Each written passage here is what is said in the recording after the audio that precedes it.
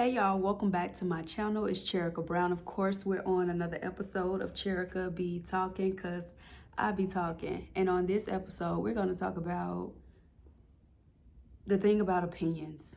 Growing up, my mama always told me the thing about opinions is opinions are like buttholes. Everybody has one. So at a very young age, I realized that I was raised strong-minded. Everybody in my household, we all had our same foundational beliefs. We believe in God, Jesus Christ, everything. But when it comes to just things socially and stuff in the world, we all had our own opinion. And everybody in my family, we're very strong in our opinions. Of course, for the most part, ethically, morally, we agree with one another. However, when it comes to some topics, we don't agree. So we learned early that it's okay to agree to disagree. And that's the beauty of life. We're not all created the same, but one thing I learned by having siblings and parents and cousins and just family members that don't always agree with each other's thought processes is that it's healthy to have an open mind to realize even if you thought one way that your thoughts can change and be open to hearing anybody's perspective because you never know what you can take from it or if it can shift your mindset into something more positively. My last video had a lot of grown boys in an uproar because people just like to disagree. A lot of people come with a beg to differ spirit and they don't even have a justification as to why, except for their anger and attitude towards the world, towards their own mother, their own father, towards the opposite sex. Like, people just have a chip on their shoulder and they carry it around in life. And that's another thing about opinions. When people have an opinion, even such as myself, people are always going to speak from where they are in life. And what I mean by that is people's opinions, their experiences in life and their accomplishments, their things that they didn't get, things that went their way, things that did not go their way, the peoples who crossed their paths, all of those things shape who we are as a person. So in my previous video about Dak Prescott, I basically talked about how I don't agree with prenups. And a lot of my opinion and my viewpoint on that could come from I'm surrounded by provider men, whether it's my dad, my uncle, my great uncle, even some of my cousins. Like, I see men provide for women. I see men take care of women. I see men who actually love and value women. That's a reality of my world. That's a reality of my life. So I can't understand a man who comes from an environment where he saw men sleeping while his mom worked double shifts, or he saw men riding his mama car while his mama was at work, or, so it's certain things that make me understand that as a woman, I'm valuable and I'm precious, and what I bring to the table is just me, myself, and I, and an appetite. And that's okay when a man truly loves me. And a man that don't value or respect women will think that sounds very arrogant. They would think that sounds selfish because they never seen a woman flourish in her feminine. They never seen how a man taking care of finances, men truly love going to work. Like, all the provider men I know, they get a joy and a thrill off of what they do for work. I have an uncle that's a mechanic, and he also goes to the gun range and teach people how to shoot. He's obsessed with guns. He loves cars. He will look at a car on his day off. So him going to make money to provide for his 6 children is like fun for him. Like, them bringing in gifts on birthdays, my dad bringing in gifts on our birthday and on Christmas, he's like anxious to see us open up the gifts. Like, men enjoy providing. So I can't relate to a man that, lounges around and can't keep a job or, things of that sort. And when you see men that, like my dad, my uncle, their women are typically happy. And their women are happy because they're being well taken care of. So even my mom, she cooks dinner. Like, like breakfast, lunch, dinner. Like my friends enjoyed coming to my house when I was younger because their moms, if their moms were single, or, just doing their thing, their moms didn't cook as much as my mom did, but it was like my mom was loved so well that she enjoyed taking care of her family. She never missed like a practice. She never missed a game. She never missed an award show. My mom would take off of work for an hour or two just to come and see me get principal's list. Like, it's something that I'll remember for the rest of my life. A lot of people, sometimes the gymnasium will be empty with just teachers and students, and my mama would make it her business to show up for us because she lived a happy life. Like, she was happy, and she wanted to do things for us because it was just love in the household and love all around us. And when people, they always say people are either raised with love or survival, and you could tell the difference. And a lot of people in my comments basically were raised like that. They were raised possibly like, and it's not even about a poor or rich thing, because growing up, we lived in the hood for a little bit. So it's not even about a finances thing. It's a scarcity mindset thing. And we were raised, when you're raised on love, you typically have an abundant mindset because you truly believe that God is your provider, and that if you do good to people, if you've done good to people, you truly know that good will come back to you. Like, I can tell you how much I've just given away and just done things for people like unconsciously, and then I'm just receiving blessings, and it definitely comes tenfold. So when it comes to money and things like that, people who has a scarcity mindset, they think, hold on to it because it will leave me. I have to cherish this because what happens if somebody rob me and take it away, or trick me or finesse me? When people who are raised more so on love and have an abundant mindset think like it's money. We're just recycling it. We're just giving it to each other. Like, I can think of something else that can make me some more of this. Like, it comes and it goes. I've never spent money and missed it. Like, of course, I've spent money and been like, oh, that was a waste of my money. That food was nasty. But I can't tell you how much money I spent on a trip that I took last year. I can't tell you how much money I spent on the trip that I took last month, because I'm not missing no spent money. I'm not missing no lost money. In that moment, it might be like, dang, or whatever, but it's gone, and I produced more since then. So when people have that scarcity mindset, sometimes they think like they'll go back broke like they were before. And I was watching like a Pop the Balloon episode where a man just kept asking women financial questions. He was just like, if I give you $10,000, what would you do with it? And then you can tell a lot of the women probably was raised on love too. They were like, I would invest it. He was like, that answer isn't good enough. Like, I need to know exactly what you're going to do. And I'm just like, why is he, what struggle has he had? And then eventually he ended up saying, because I lived in a car before, I was homeless and this and that.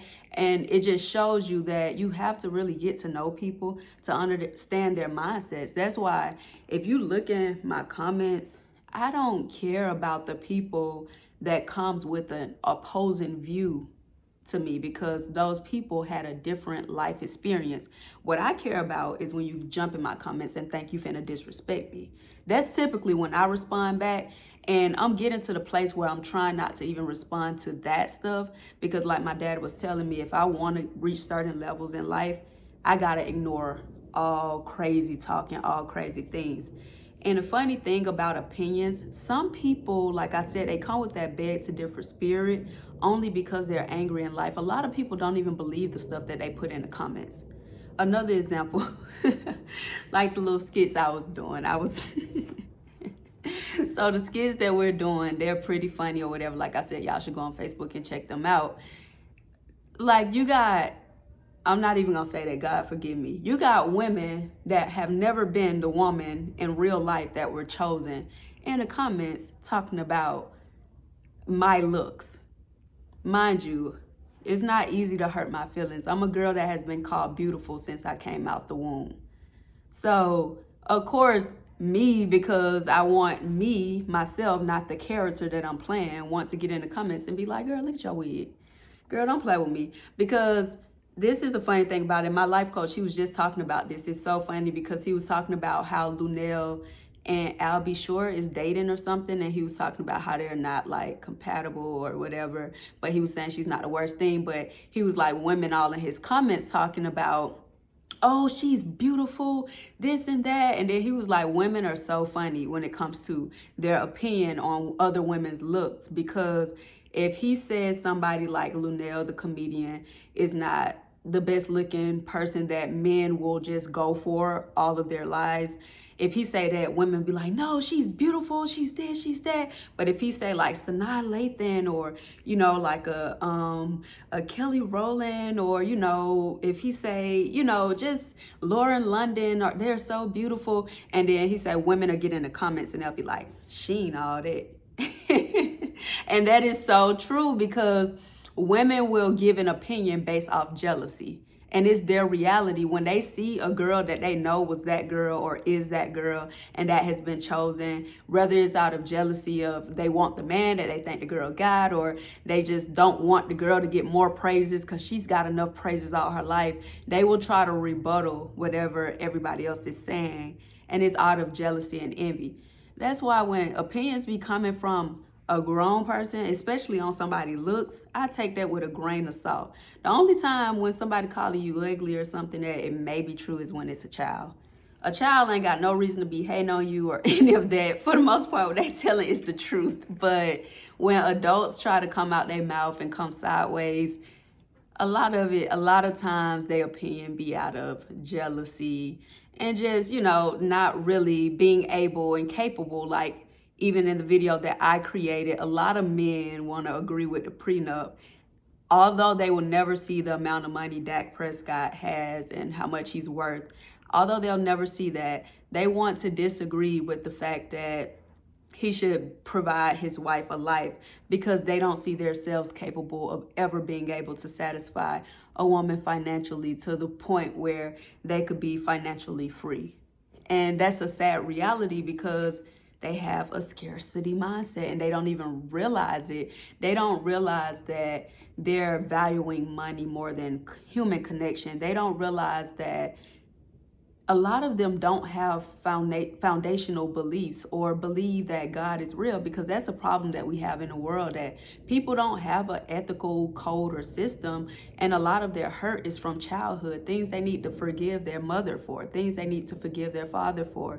They need to go and sit down or sit on somebody's couch and just figure out, what is wrong with me? Like, why do I have a bad heart? Why do I always think negatively? Or why must I have something to say? Like, if I don't have something good to say, why must I say something negative? I even see only one of the comments that I responded to respectfully was a man that used ChatGPT, and I knew he used it because it had the dashes in there or whatever in my comments, talking about the reason. He put a whole dissertation, a whole paragraph about why he think that Dak has the right to protect his wealth. Nowhere in my video did I not say he has the right to protect his wealth. But that sentence that he started with alone, Dak has a right to protect his wealth, I would think he's talking about an op.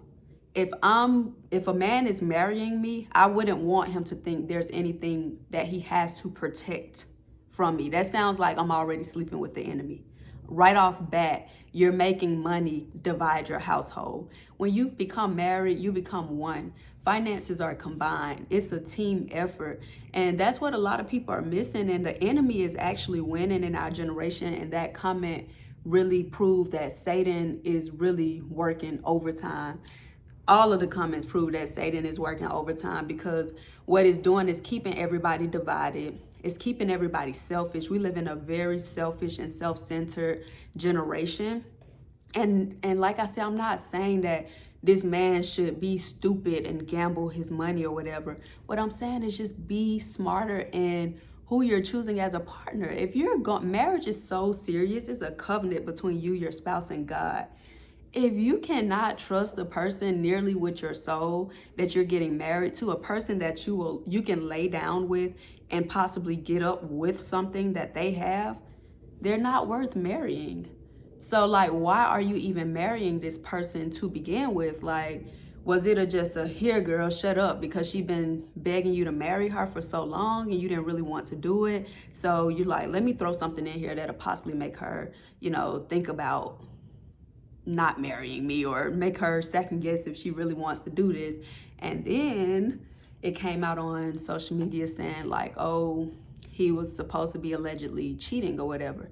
If I'm cheating on somebody and I'm about to get a big payday, of course I would want a freaking prenup, because what if this person decide one day and wake up like, I've had enough of his cheating and all of his nonsense.